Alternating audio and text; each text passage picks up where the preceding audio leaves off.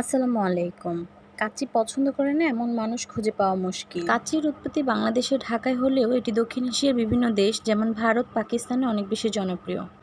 এটি প্রচলিত এক বিশেষ প্রকারের খাবার যা সুগন্ধি চাল, ঘি, তেল ও গরম মশলা এবং কাঁচা মাংস মিশিয়ে রান্না করা হয়। কাচ্চি শব্দটি এসেছে উর্দু শব্দ কাচ্চা বা কাঁচা। যেহেতু সুগন্ধি চালের সাথে মাংস সরাসরি রান্না করা হয় তাই এর নাম হয়েছে কাচ্চি। বিরিয়ানি বা তেহারির চেয়ে এর ক্ষেত্রে মশলার পরিমাণ বেশি ইউজ করা হয়, প্রসেসিংটা একটু আলাদা। চলুন দেখে নেওয়া যাক। অ্যাট ফার্স্ট আমি এখানে পোস্তদানা নিয়েছি আর কাজু বাদাম নিয়েছি, দুটোকে একসাথে ব্লেন্ড করে নিয়েছি অল্প একটু পানির সাহায্যে। এরপর আমি 1 কাপের মতো টক দই ভালোভাবে ফেটিয়ে নিয়েছি। আর এখানে 1 কেজি থেকে বেশি পরিমাণে গরুর মাংস আছে, যেটা আপনারা হাড় চর্বি সহ নিতে পারেন। এরপর আমি এখানে আদা রসুন পেস্ট ইউজ করেছি 1 টেবিল চামচ করে। এরপর টক দইটা দিয়ে দিচ্ছি পরিমাণ মতো মরিচের গুঁড়ো, আপনারা আপনাদের পছন্দ অনুযায়ী ঝালটা দেবেন।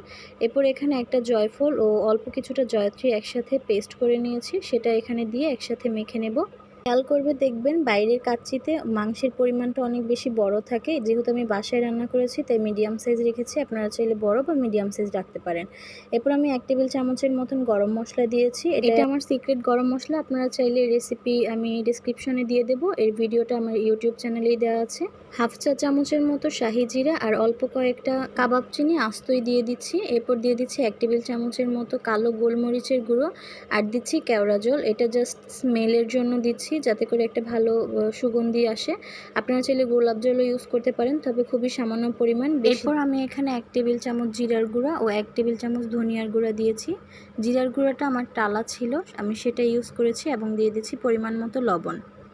এখানে আমি 2 কাপের মতো পেঁয়াজ বেরেস্তা করেছি, অর্ধেকটা মাংসে ইউজ করেছি, বাকি অর্ধেকটা তুলে রেখেছি পরবর্তীতে কাজে লাগানোর জন্য।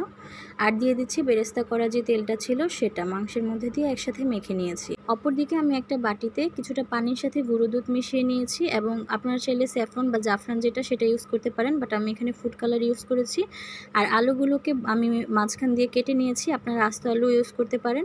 হালকা একটু ফুড কালার ইউজ করে এগুলোকে ভালোভাবে ভেজে নিয়েছি 50%-এর মতো। এরপর আমি একটা হাঁড়িতে পানি দিয়ে সেখানে তেল, লবণ, এলাচ, দারচিনি, তেজপাতা আর দিয়ে দিয়েছি আস্ত শাহি জিরা। কিছুক্ষণ বলক আসার পর এখানে আমি চালগুলো দিয়ে 60%-এর মতন সিদ্ধ করে নিয়েছি। যখন এই পর্যায়ে চালটা চলে আসবে তখন আপনারা এটাকে উঠিয়ে ছাঁকনি দিয়ে ছেঁকে রাখবেন আর ঠান্ডা করে নেবেন। শুরুতেই বলেছিলাম অর্ধেকটা পেঁয়াজ বেরেস্তা উঠিয়ে রেখেছি, সেটার সাথে হালকা একটু চিনি দিয়ে হালকা একটু ক্র্যাশ করে নিয়েছি। সেটা আমি এখানে মাংসটার উপর ছিটিয়ে দিয়ে দিচ্ছি সিদ্ধ আলুগুলো আর দিয়ে দিচ্ছি কিছুটা কাজু বাদাম। আপনারা এটা স্কিপ করতে পারেন যদি না থাকে। এরপর আমি সেই চালটা, যেখানে 50% সিদ্ধ করা চালটা এখানে দিয়ে দিচ্ছি। ফার্স্ট লেয়ারে আমি আবারও পেঁয়াজ বেরেস্তা দিয়ে দিচ্ছি আর এখানে দিয়ে দিচ্ছি আলু বোখারা। কাজু বাদাম আমি আবারও দিয়ে দিচ্ছি প্রত্যেকটা লেয়ারেই। ফার্স্টে যেই স্যাফরনের মিল্কের যেই লিকুইডটা ছিল, বা আপনারা চাইলে ফুড কালার ইউজ করতে পারেন, সেই লিকুইডটা এখানে দিয়ে দিচ্ছি। এরপর আবারও দ্বিতীয় লেয়ারে সেই চালটা দিয়ে দিচ্ছি। এরকমভাবে প্রত্যেকটা লেয়ারেই বাকি ইনগ্রেডিয়েন্টসগুলো দিয়ে দিতে হবে।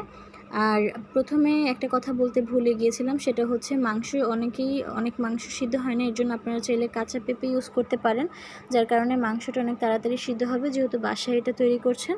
তো এখানে আমি উপরে আবার আলু বোখারা দিয়ে এরপর হালকা একটু কেওড়া জল ছিটিয়ে দিচ্ছি, যাতে একটা ভালো স্মেল আসে এর জন্য। আর একটা চামচ দিয়ে 3-4টে এরকম করে গর্ত করে দিবেন, এতে করে ভিতরের ভাপটা উপরে চলে আসবে আর চালগুলোও সিদ্ধ হবে, মাংসটাও ভালোভাবে সিদ্ধ হবে।